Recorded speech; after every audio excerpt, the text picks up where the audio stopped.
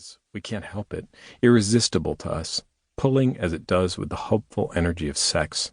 To me, growing up, this city had been the precise opposite, a glamourless desert, a hall of mirrors where I was unable to escape my own unfortunate reflection.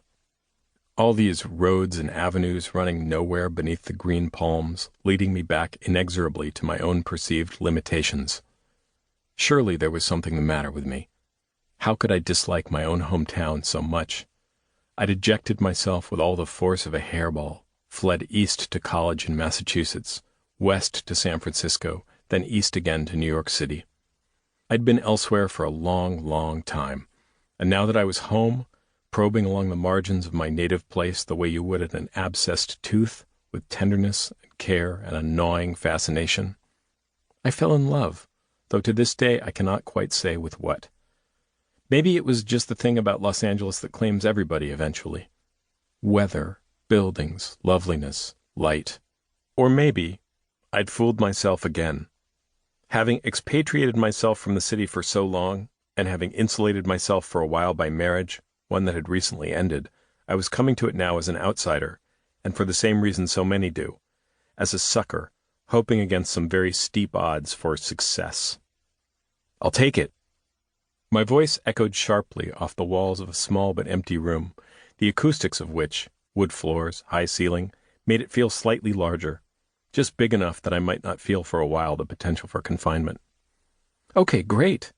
The landlady, a gnomish, leathery-looking figure with the straw-blonde hair of someone 30 years her junior, smiled. I'll draw up a lease. She leaned over, conspiratorial, and whispered, "You know who used to live here? Cary Grant." Really? You know who else? She beamed. Al Pacino. I stared at her. There was no way of knowing if either of these things was true, if she was serving up local folklore, or if, as she pulled a cell phone from her pocket and showed me a number she insisted was Pacino's, this landlady was in fact a little bit nuts. But in a way, it didn't matter. Los Angeles is full of such apocrypha. This apartment was just a ghost crib, a launching pad toward a greater, more hopeful future. Cool, I said as I followed her outside. I'll try to honor them both. The place I'd landed was at the stone center of Hollywood's mythological grid, the head of the Sunset Strip, the intersection at Crescent Heights that shears off into Laurel Canyon on one side and toward Beverly Hills and the beach if you gaze straight ahead, at the twisting road that winds past the Chateau Marmont and a million other landmarks, the Whiskey A Go-Go, the Roxy, the Polo Lounge, and the Beverly Hills Hotel. Hollywood. If you picture it, apart from its fabled hillside sign, this is what you see. If you're attuned to this place, its history and poetics, you think of all the things that have happened along this very street, or in the canyons that branch directly away from it. John Belushi, ODing on a speedball in one of the rooms at the chateau.